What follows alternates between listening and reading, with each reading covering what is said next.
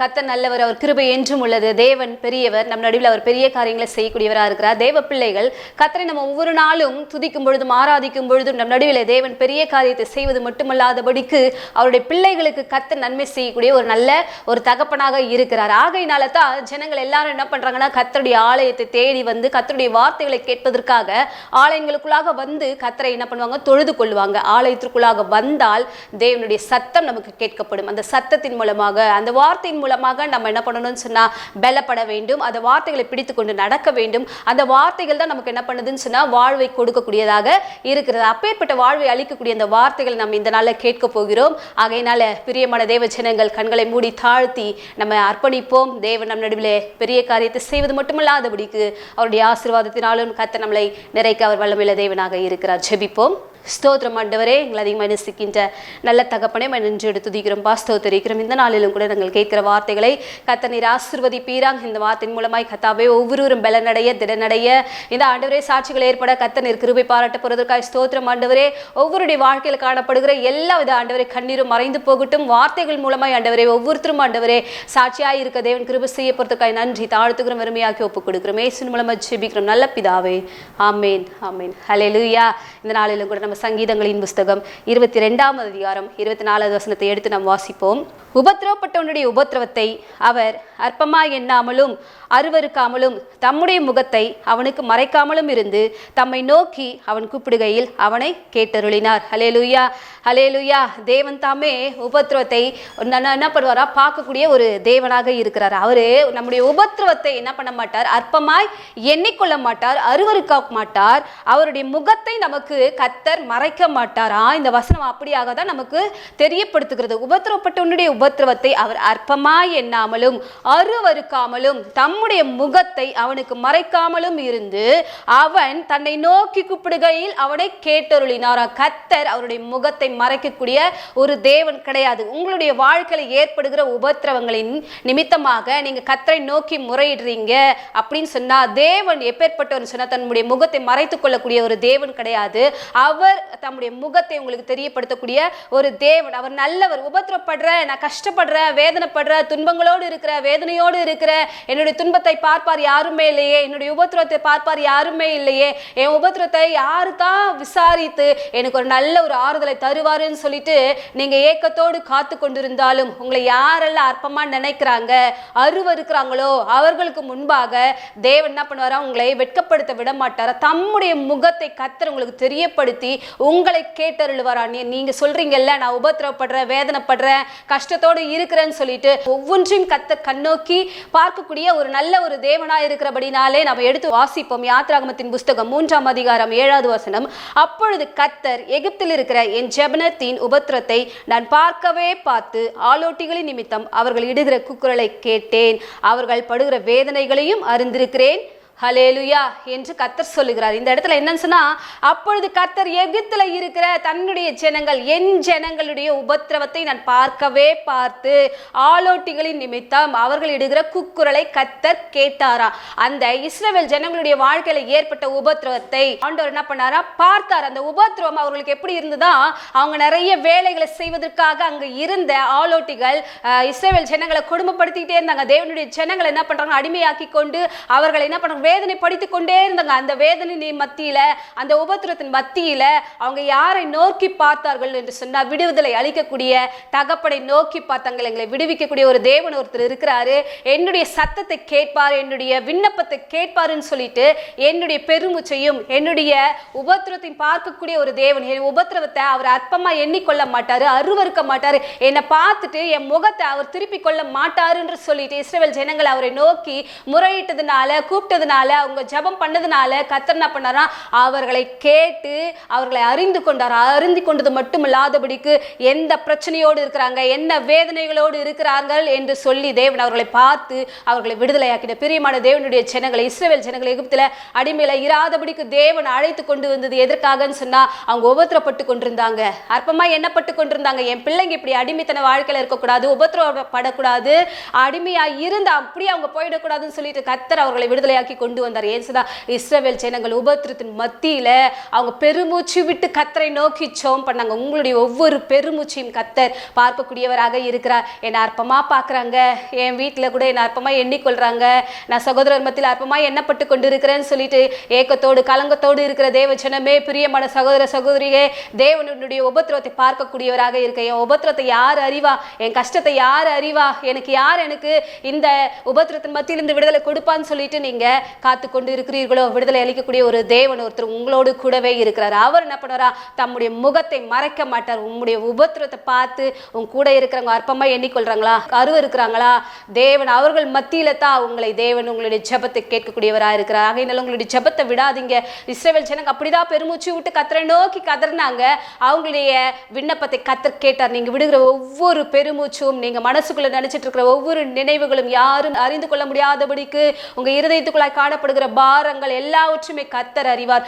ஆகையினால என் உபத்திரத்தை பார்க்கிற தேவன் என்னை கேட்டருளுவார் என்ற நம்பிக்கையோடு விசுவாசத்தோடு அவரை நீங்க சார்ந்து கொள்ளுங்க. உங்களுடைய வாழ்க்கை கர்த்தர் அவர் என்ன பண்ணுவார், நிச்சயமாகவே ஆசீர்வதித்து உபத்திரத்திலிருந்து ஒரு விடுதலை தேவன் கொடுக்கக்கூடியவராக இருக்கிறார். உபத்திரம் சொன்னா தொடர்ந்து பிரச்சனைகள் வந்து கொண்டே இருப்பது, கடன் நிமித்தமாக, வியாதி நிமித்தமாக, பலதரப்பட்ட விஷயங்கள் நிமித்தமாக தொடர்ந்து போராட்டங்களோடு நீங்க வாழ்ந்து கொண்டு இருந்தாலும் அதிலிருந்து தேவன் ஒரு விடுதலை கொடுத்து உங்களுடைய விண்ணப்பத்தை கேட்டருளக்கூடிய ஒரு தேவனாக இருக்கிறார். நீங்க சொல்றதை யாருமே கேட்கலன்னு சொன்னா கூட உங்களை கேட்டருளக்கூடிய ஒரு தேவன் ஒருத்தர் இருக்கிறார்.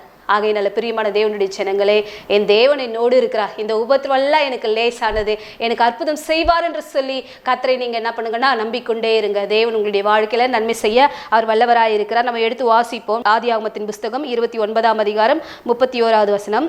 லேயாள் அற்பமாய் எண்ணப்பட்டாள் என்று கர்த்தர் கண்டு அவள் கர்ப்பந்தரிக்கும்படி செய்தார், ராகேலோ மலடியாய் இருந்தாள். ஹல்லேலூயா. இந்த இடத்துல நம்ம லேயாளை பற்றி அறிந்து கொண்டோம் என்று சொன்னால் அவ யாருன்னு சொன்னா யாக்கோபுடைய மனைவியாக காணப்படுற. யாக்கோபு இந்த மகளை என்ன பண்ணலன்னு சொன்னா நேசிக்கவே இல்லை. ராகேலை தான் அதிகமாக விரும்பினார், நேசித்தார். இவர்களை திருமணம் பண்ணி கொண்ட பிறகு கூட இவங்களுடைய வாழ்க்கையில அற்பமாக எண்ணப்பட்டாங்க. கணவனால் என்ன பண்ணலன்னா நேசிக்கப்படாத ஒரு வாழ்க்கை அற்பமாய் எண்ணப்பட்டது நிமித்தமாக இவங்க கடவுளை விட்டு தூரம் போகல.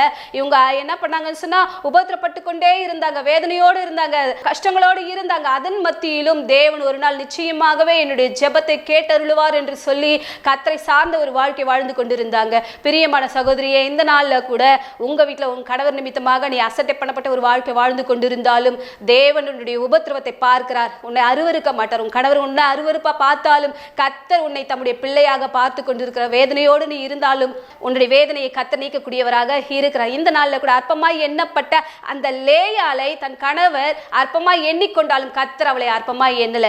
உங்களுடைய உபத்திரவத்தை அவர் அற்பமா பார்க்க மாட்டாருமா, அருவருக்க மாட்டாருமா, தம்முடைய முகத்தை என்ன பண்ண மாட்டாருன்னா மறைத்து கொள்ளவே மாட்டாரா. தேவன் உன்னை கேட்டருளுவார். நிச்சயமாகவே உன்னுடைய ஜெபத்தை கர்த்தர் கேட்பார். இந்த லேயாளுடைய வாழ்க்கையில கூட அப்படிதான் அற்பமாய் வாழ்ந்த அந்த மகளுடைய வாழ்க்கையை தேவன் ஆசீர்வதித்து உயர்த்தி வைத்தார். அவளுடைய சகோதரி எப்படி இருந்தாலும் மலடியா இருந்தாலா, இந்த லேயாளை தேவன் ஆசீர்வதித்து அவரை என்ன பண்ணார கர்த்தர் கேட்டருள். அற்பமாய் எண்ணப்பட்டால் என்று கர்த்தர் கண்டு கர்த்தர் பார்க்கிறாரு. பார்த்து அவருடைய ஜெபத்தை கேட்டு அநேக பிள்ளைகளை கர்த்தர் கொடுத்து சாட்சியை ஏற்படுத்தி கொடுத்திருக்கிறார். இந்த நாளில் கூட நீ அற்பமாய் எண்ணப்பட்டு கொண்டு அருவருக்கப்பட்ட ஒரு நிலைமையில இருந்தாலும் உபத்திரத்தோடு வாழ்ந்து கொண்டிருந்தாலும் உன்னுடைய நிச்சயமாக நிலைமையை தேவன் மாற்ற அவர் வல்லவராக இருக்கிறார். ஆகையினால பிரியமானவர்களே, என்னுடைய உபத்திரம் எனக்கு எவ்வளோ பெருசா இருக்குது தெரியுமா, என்னுடைய கஷ்டம் எனக்கு எவ்வளோ பெருசா இருக்கு தெரியுமா, என்னுடைய கடன் எவ்வளோ பெருசா இருக்கு தெரியுமா, என் வியாதி எவ்வளோ பெருசா இருக்கு தெரியுமா, போராட்டத்தின் மேல் போராட்டம்னு சொல்லிட்டு நீங்க கலங்கி கொண்டிருந்தாலும் தேவன் தாமே நன்மை செய்ய அவர் வல்லவராக இருக்கிறார். ஆகையினால உபத்திரம் நமக்கு ஒரு பெருசு கிடையவே கிடையாது. ஏன் சொன்னா அந்த உபத்திரம் நமக்கு வந்ததுன்னு சொன்னா, பாடு வருதுன்னு சொன்னா அதன் மத்தியில நான் எப்படி இருக்கணும்னு சொன்னா தேவனுடைய வார்த்தைகளை பற்றி கொண்டு நடக்க வேண்டும். தாவீது சொல்லுகிறார் 119ஆம் சங்கீதத்துல 71வது வசனம் சொல்லுகிறது, நான் உபத்திரவப்பட்டது எனக்கு நல்லது, அதனால் உமது பிரமாணங்களை கற்றுக்கொள்ளுகிறேன். நான் உபத்திரவப்பட்டது எனக்கு நல்லது, அதனால் உமது பிரமாணங்களை கற்றுக்கொள்ளுகிறேன் என்று சொல்லி தாவீது சொல்றாரு. அதாவது உபத்திரப்பட்டது எதுக்காக சொன்னா கர்த்தருடைய சத்தியங்களின் மூலமாக பலன் அடைவதற்காக. அந்த வார்த்தைகள் தான் நம்மளை பலன் அடைய செய்யும், உபத்திரத்திலிருந்து வெளியே கொண்டு வரும். ஆகையினால இந்த உபத்திரம் எனக்கு எதுக்காக வருது, எனக்கு மட்டும் ஏன் பிரச்சனை அப்படின்னு சொல்லிட்டு கலங்கி நிற்காதீங்க. இந்த உபத்திரத்தின் மத்தியிலும் உங்களை விடுதலையாக்கக்கூடிய ஒரு தேவன் ஒருத்தர் இருக்கிறாரு.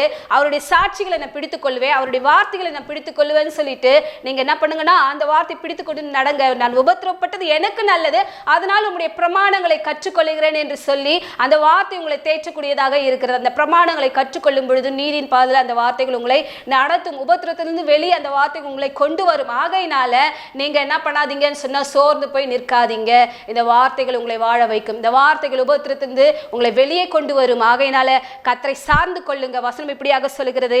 யோவானின் புஸ்தகம் 16ஆம் அதிகாரம் 33வது வசனம், என்னிடத்தில் உங்களுக்கு சமாதானம் உண்டாயிருக்கும் பொருட்டு இவைகளை உங்களுக்கு சொன்னேன்.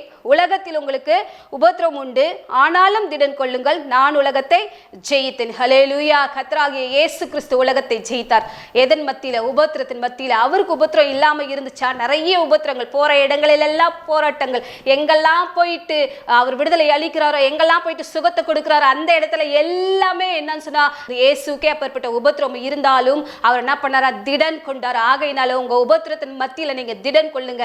ஏன் சொன்னா உங்களுக்கு நல்லதொரு வார்த்தைகளாகிய வேத வசனம் உங்க கையில இருக்கு. அந்த வார்த்தைகளை பிடித்துக் கொள்ளுங்க. இயேசு சொன்ன அந்த வார்த்தைகளை பிடித்து நீங்க வாழும் பொழுது உலகத்துல உபத்திரம் உண்டு, ஆனாலும் திடன் கொள்ளுங்கள், நான் உலகத்தை ஜெயித்தேன் என்று சொன்னது போல அந்த வார்த்தையை பிடித்துக் கொண்டு நடக்கும் பொழுது நீங்களும் ஜெயமுள்ள ஒரு வாழ்க்கை வாழ முடியும். அந்த உபத்திரத்திலிருந்து வெளியே வர முடியும். அந்த உபத்திரம் எனக்கு ஏன் வந்தது அப்படின்னு சொல்லிட்டு அப்படியே அந்த உபத்திரத்தின் மத்தியிலே நின்று போயிடாதீங்க.